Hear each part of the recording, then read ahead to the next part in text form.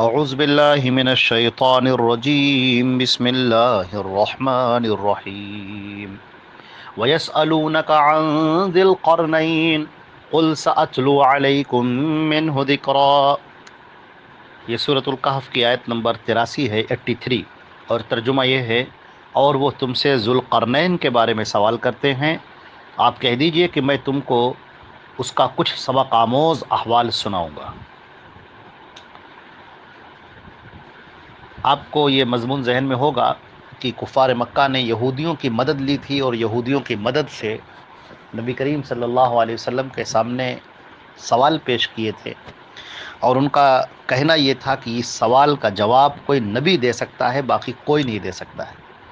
چنانچہ یہودیوں نے جو یہ سوال پیش کیے تھے، وہ خود بھی ان کا یہی اعلان تھا، خود بھی ان کا یہی کہنا تھا کہ ایک نبی کے علاوہ اس کا جواب کوئی دے ہی نہیں سکتا ہے۔ چنانچہ ان سوالوں میں سے ایک سوال یہ بھی تھا کہ وہ کون سا بادشاہ تھا جو مغرب سے مشرق تک چلا گیا تھا حکومت کرتے ہوئے، اور اس کے بارے میں کچھ احوال سناؤ، کچھ اس کے بارے میں بات بتاؤ۔ تو یہ اللہ رب العزت نے یہاں پر یہ جب آیات نازل کی ہیں تو یہودی بالکل انگشت بدندہ رہ گئے، اور وہ اپنا سر پکڑ کر بیٹھ گئے اور کہنے لگے کہ واقعی یہ نبی ہیں۔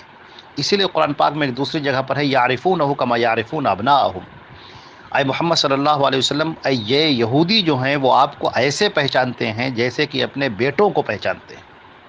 اور حضرت عبداللہ ابن سلام رضی اللہ تعالیٰ عنہ جو پہلے یہودی عالم تھے، بہت بڑے عالم تھے، جب وہ اسلام لائے اور ان کے سامنے جب یہ آیت پڑھی گئی تو انہوں نے کہا اللہ کے رسول، ہم اپنے بیٹوں سے بھی زیادہ آپ کو پہچانتے ہیں۔ تو وہ واقف تھے۔ نبی کریم صلی اللہ علیہ وسلم کا یہ معجزہ تھا کہ انہوں نے جو سوال کیے، آپ صلی اللہ علیہ وسلم نے، اللہ تعالیٰ نے آپ پر وحی کی اور آپ نے وہ سارے جواب ان کے سامنے پیش کیے۔ تو اب ان کا وہ سوال جو ہے وہ ذوالقرنین کے بارے میں تھا، بادشاہ کے بارے میں تھا۔ تو یہاں پر ان کا تذکرہ کیا گیا ہے اور ان کی وہ پہلو ذکر کیے گئے ہیں جو بڑے ہی سبق آموز ہیں۔ قل، آپ یہ کہہ دیے، سأتلو علیکم منہ ذکرا، میں اس کا کچھ حصہ تمہیں بیان کروں گا، کچھ احوال تم سے بیان کروں گا۔ تو یہاں پر یہ جو ذکر کیا گیا ہے، یہ واقعہ، یہ آیت نمبر 83 سے اور یہ 98 تک کا یہ پورا چلا گیا ہے، پورا مضمون چلا گیا ہے۔ یہ ذوالقرنین کے متعلق تھا یہ۔ تو اچھا یہ بھی ہے کہ اس پہ یہودیوں کو جو دلچسپی تھی وہ تو تھی ہی، اور مشرکین مکہ تھے، وہ اس بات پر بڑے خوش تھے کہ اب یہودی ایسا سوال کر دیں گے کہ یہ محمد صلی اللہ علیہ وسلم اس کا جواب دے ہی نہیں پائیں گے، کیونکہ یہ پڑھے لکھے بھی نہیں ہیں، یہ تو امی ہیں، ان کو تو کچھ بھی پڑھا لکھا نہیں معلوم ہے، ان کو تو کچھ کتابوں کے بارے میں تذکرہ نہیں معلوم ہے، کچھ بھی نہیں معلوم ہے۔ لیکن جب آپ نے وہ جوابات دے دیے اور بالکل سٹیک جواب دیے، جو قرآن پاک کی آیتیں نازل ہوئیں، اللہ کا کلام نازل ہوا، اور بالکل وہ باتیں جو یہودیوں کے یہاں سینہ بسینہ چلی آ رہی تھیں اور ان کی کتابوں میں بھی لکھی ہوئی نہیں تھیں، اور بڑے بڑے علماء ان سے واقف تھے، جب وہ باتیں اللہ کے نبی صلی اللہ علیہ وسلم نے پیش کی ہیں تو وہ بالکل حیران رہ گئے،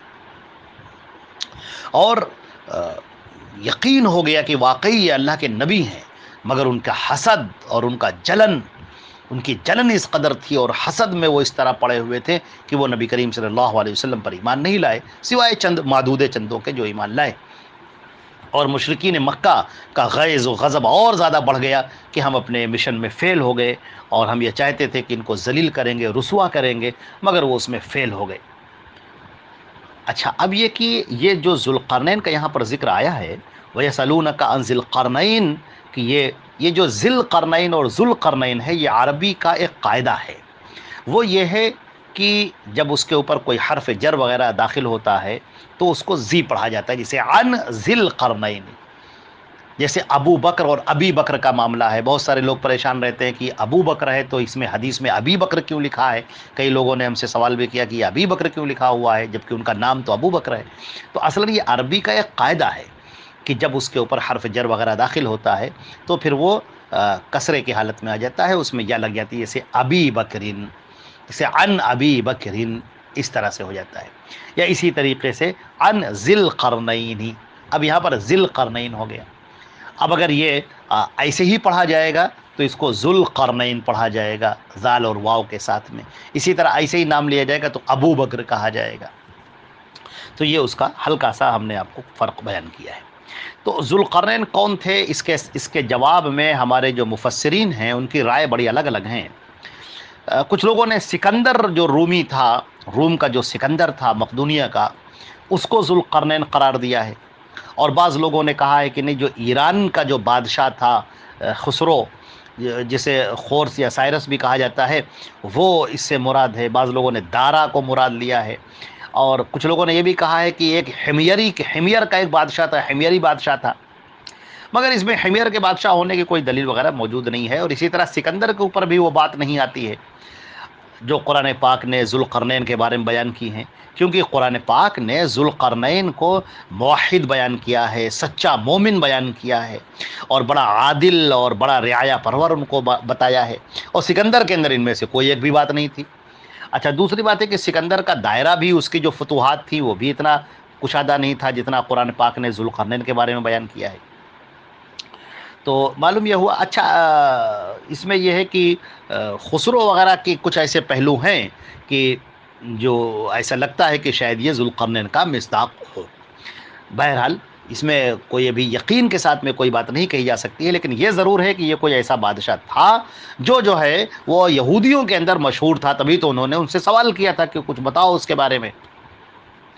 اچھا، اور یہ جو خسرو کے بارے میں آتا ہے، وہ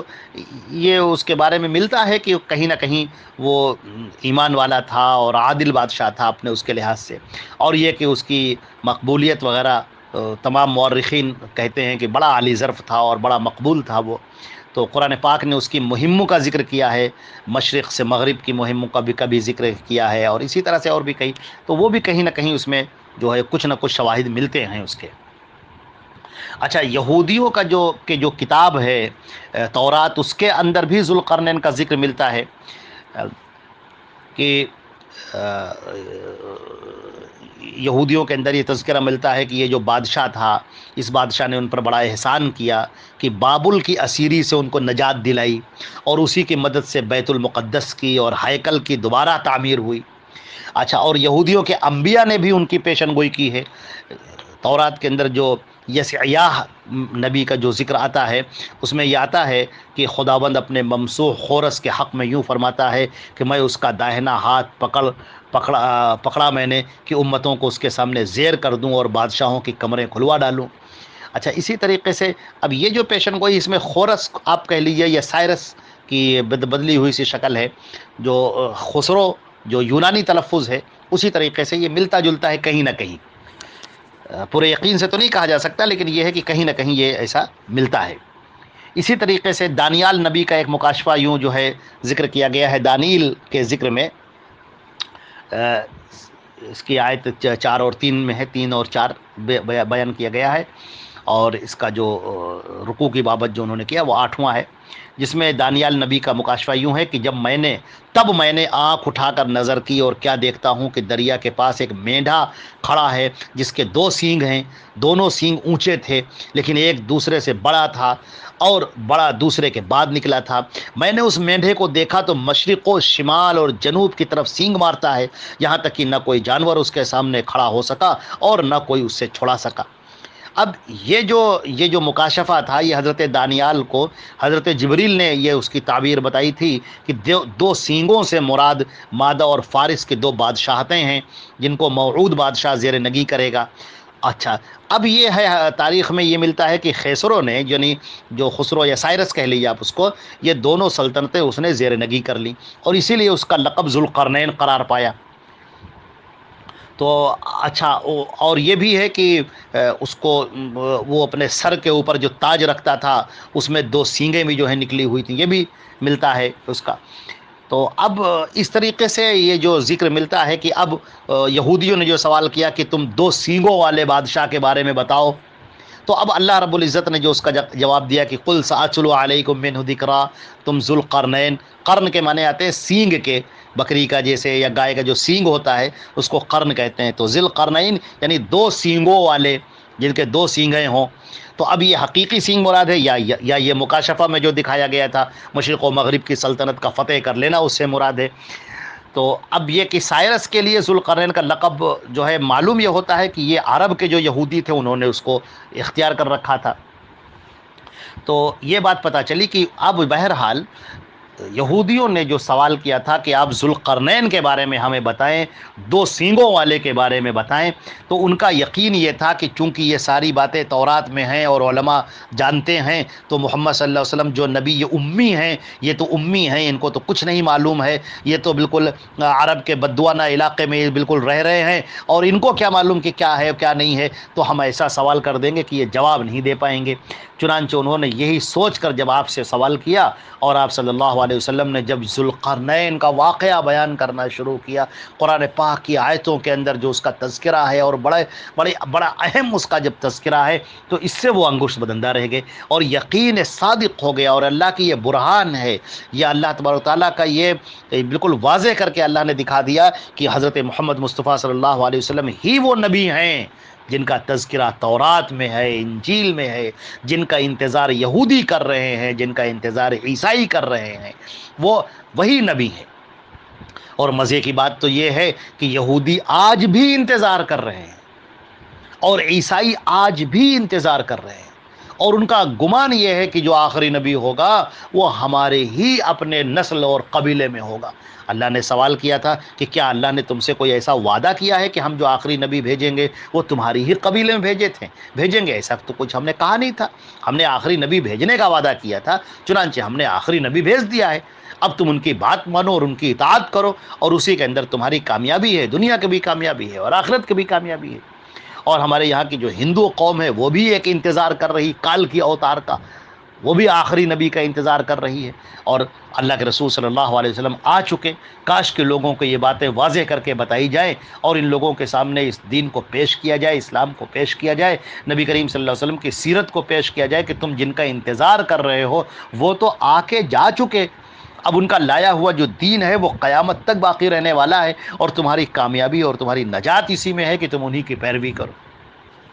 تو یہ چند باتیں تھیں جو اس آیت کے تعلق سے تھیں، جو میں نے بیان کی ہیں۔ اللہ رب العزت اور بیان کرنے کی توفیق عطا فرمائے۔ انشاءاللہ اب یہ پورا تذکرہ جو ہے آگے جو ہے چلتا رہے گا انشاءاللہ۔ السلام علیکم ورحمۃ اللہ وبرکاتہ۔